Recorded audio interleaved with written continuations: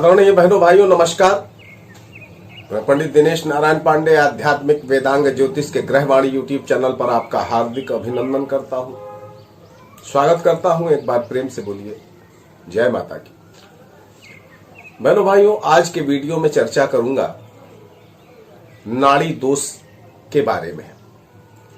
नाड़ी दोष क्या है, इसकी वैज्ञानिक स्थिति क्या है, वैज्ञानिक मान्यता क्या है, इसको वैज्ञानिकता के परिप्रेक्ष्य में देखा जाना चाहिए तो किस तरह से,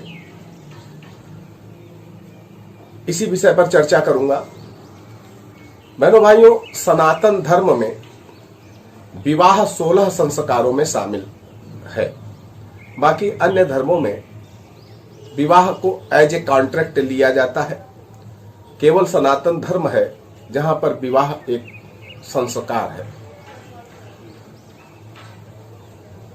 कतिपय पढ़े लिखे लोग, बहुत ज्यादा जो जानकार लोग हैं, ऐसे लोग भारतीय सनातनी सभ्यता का, इसके सिद्धांतों का अक्षरशः पालन करना उचित नहीं समझते, समझना भी नहीं चाहिए। हर तथ्य को वैज्ञानिकता की कसौटी पर तौलना चाहिए और ये छूट केवल हमारे सनातन धर्म में ही है। नाड़ी दोष बहुत महा विचारणीय विषय है। इसको महादोष भी अगर कहा जाए तो गलत नहीं होगा। नाड़ी दोष क्या है, चलिए इस बात पर बात करता हूं। बहनों भाइयों, नाड़ी आपने देखा होगा, जब कोई व्यक्ति बीमार होता है तो पहले के जमाने में वैद्य नाड़ी चेकअप करते थे। नाड़ियां 3 तरह की होती थी, एक वात की नाड़ी, एक पित्त की नाड़ी और एक कफ की नाड़ी। इसी तरह ये जो नाड़ी विवाह में विचारणीय होती है, ये 3 तरह की नाड़ियां होती हैं, आदि नाड़ी, मध्य नाड़ी और अंत्य नाड़ी। आदि नाड़ी वायु तत्व का प्रतिनिधित्व करती है, मध्य नाड़ी पित्त तत्व का प्रतिनिधित्व करती है और अंत्य नाड़ी कफ तत्व का प्रतिनिधित्व करती है। जब वर या वधू की समान नाड़ी होती है तो ये दोष की संज्ञा में आती है और इसमें विवाह वर्जित माना जाता है। क्यों माना जाता है, इसका वैज्ञानिक तथ्य क्या है? तो बहनों भाइयों, आप सभी जानते हैं कि चुंबक के समान ध्रुव, इनमें अगर आपस में इनको करीब में लाया जाता है तो इनमें प्रतिकर्षण होता है, आकर्षण नहीं होता है। नॉर्थ पोल अगर मैग्नेट के करीब में लाए जाएंगे तो उनमें प्रतिकर्षण होगा, आकर्षण नहीं होता है। और नॉर्थ और साउथ लाए जाएंगे तो आकर्षण होगा। इसी तरह से जब वर और वधू की समान नाड़ी होती है तो उनमें आकर्षण ना होकर के प्रतिकर्षण होता है और दाम्पत्य जीवन के लिए ये बड़ी अशुभ स्थिति मानी जाती है। पति पत्नी के बीच में आकर्षण ना हो, प्रतिकर्षण हो, विकर्षण हो, तो ये अशुभ स्थिति मानी जाती है और कहीं ना कहीं दाम्पत्य जीवन के लिए खतरनाक साबित होती है। कुछ लोग ऐसा मानते हैं कि नाड़ी दोष केवल ब्राह्मण लोगों के अंदर, उनके विवाह के विचारणीय विषय है। ब्राह्मण लोगों के विवाह विचारणे में नाड़ी दोष देखा जाता है, लेकिन ऐसा नहीं है।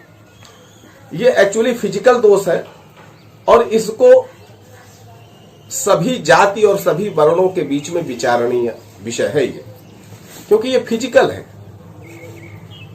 नाड़ी हर व्यक्ति के अंदर है और हर व्यक्ति सीधा शरीर से जुड़ा हुआ है, तो ये दोष शारीरिक दोष होने के कारण सभी जाति और वर्णों के लिए माननीय होना चाहिए। आदि नाड़ी अगर वर की है और आदि नाड़ी वधू की है और विवाह हो जाता है तो इसके परिणाम क्या होते हैं? बहनों भाइयों, जब आदि नाड़ी वर और वधू की दोनों की होती है तो स्त्री नाश का योग बनता है, यानी वधू के जीवन के लिए खतरा हो जाता है।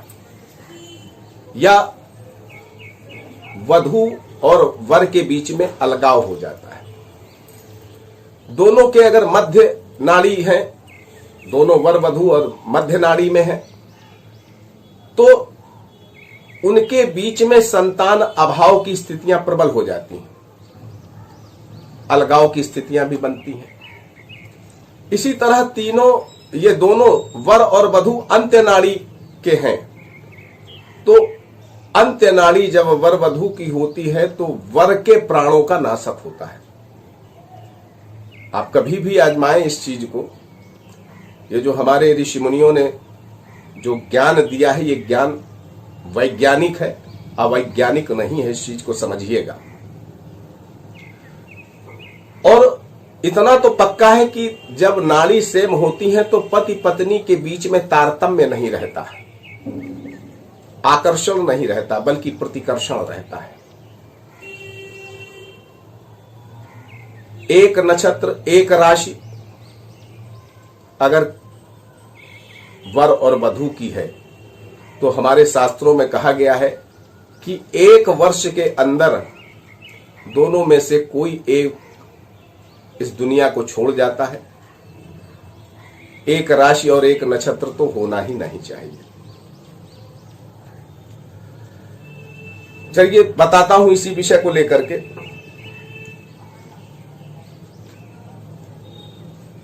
बहनों भाइयों, कुछ नक्षत्र युग्म बड़े खतरनाक माने जाते हैं, इसलिए वो महादोष की श्रेणी में होते हैं। ये भी आपको बता दूं, आदि नाड़ी के अंतर्गत अगर वर वधू की अश्वनी और ज्येष्ठा नक्षत्र अगर वर वधू का है, एक का अश्विनी है, एक का ज्येष्ठा है, या एक का हस्त है और एक का शतभिषा है, एक का उत्तरा फाल्गुनी है, एक का पूर्वा भाद्रपद है, तो ये महादोष कारक है और ये कतई विवाह नहीं किया जा सकता है, विवाह वर्जित माना जाता है। इसी तरह से मध्य नाड़ी में भरणी नक्षत्र है और अनुराधा नक्षत्र है, इनका युग्म है, या पूर्वा फाल्गुनी उत्तरा फाल्गुनी नक्षत्र का युग्म है, या पुष्य पूर्वाषाढ़ा का, या मृगशिरा और चित्रा का, या धनिष्ठा का, इनका जब युग्म है तो भी बहुत खतरनाक होता है, महादोष कारक होता है और विवाह कतई नहीं किया जा सकता है, वर्जित होता है। इसी तरह अंत्य नाड़ी में कृत्तिका और विशाखा नक्षत्र का युग्म, रोहिणी और स्वाति नक्षत्र का युग्म और मघा और रेवती नक्षत्र का युग्म, ये बहुत खतरनाक माना जाता है, विवाह करने योग्य नहीं होता है, पूर्णतया वर्जित होता है। नाड़ी दोष कब मान्य नहीं होता, इस चीज को भी समझ लें। मान लीजिए वर और वधू के जन्म का विवरण किसी को ज्ञात नहीं है, केवल नाम से विवाह विचारणीय हो रहा है, तो नाड़ी दोष वो नहीं माना जाएगा, भले ही कहने के नाम से नाड़ी दोष लग रहा है। मैंने पहले बताया कि नाड़ी दोष फिजिकल दोष है, ये आपके जन्म नक्षत्र से आपकी स्थिति का पता लगता है कि आप वात प्रधान नाड़ी के हैं कि पित्त प्रधान नाड़ी के हैं कि कफ प्रधान नाड़ी के हैं, यानी आप आदि नाड़ी के हैं कि मध्य नाड़ी के हैं कि अंत्य नाड़ी के हैं, ये जन्म नक्षत्र बताता है। तो कहने के नाम से अगर विवाह विचारा जा रहा है तो कोई विचारणीय विषय नहीं होता है इसका। वर और कन्या, इनकी राशि एक है, नक्षत्र भिन्न है, तो भी नाड़ी दोष का परिहार माना जाता है और ये प्रथम श्रेणी का परिहार माना जाता है। वर कन्या एक राशि के हैं लेकिन नक्षत्र चरण भिन्न है, तो भी ये दोष अमान्य होता है और ये द्वितीय श्रेणी का परिहार माना जाता है। वर कन्या की राशियां अलग अलग हो, नक्षत्र एक हो, तो भी ये दोष नहीं माना जाता है और ये तृतीय श्रेणी का परिहार माना जाता है। वर कन्या के नक्षत्र आद्रा, ज्येष्ठा, मृगशिरा, पुष्य, उत्तरा भाद्रपद, श्रवण, रेवती, रोहिणी इस तरह का युग्म है, तो भी नाड़ी दोष नहीं माना जाता है। बहनों भाइयों, कोई ज्योतिष को माने या न माने, कोई इन सिद्धांतों पर अमल करे ना करे, इससे इनकी सत्यता प्रभावित नहीं होती है। कुछ लोगों की आदत होती है जब अपने ऊपर भुक्त हो जाता है, अपना भोग लेते हैं तब मानते हैं। कुछ लोग ऐसे हैं जो किसी को देख करके समझ लेते हैं, कुछ लोग अपने ऊपर भुगतता है तब समझते हैं।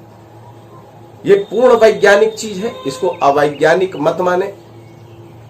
आपका जीवन, दाम्पत्य जीवन सुखमय हो, मधुर हो, ये हर माता पिता चाहते हैं। आपने प्रेम के चक्कर में आकर के इस तरह के विवाह को मंजूरी दे दी और विवाह आपने कर लिया है, तो निश्चित आपके कष्टों को देख करके, आपके भविष्य को देख करके, आपकी दुर्दशा को देख करके आपके माता पिता प्रसन्न नहीं होंगे, बल्कि बहुत दुखी रहेंगे और शायद उनके अंतिम समय तक ये दुख न दूर हो पावे। इसलिए बहनों भाइयों, आप सोच समझ करके कदम उठावें और इन मान्यताओं को महत्व दें, क्योंकि ये आपके हित के लिए बनाई गई हैं। आप सुखी रहें, समृद्ध रहें, इसी मंगलमयी कामना के साथ मैं पंडित दिनेश नारायण पांडे विदा लेता हूं। अगले एपिसोड तक मैं आपसे आज्ञा चाहता हूं। प्रेम से बोलिए जय माता की।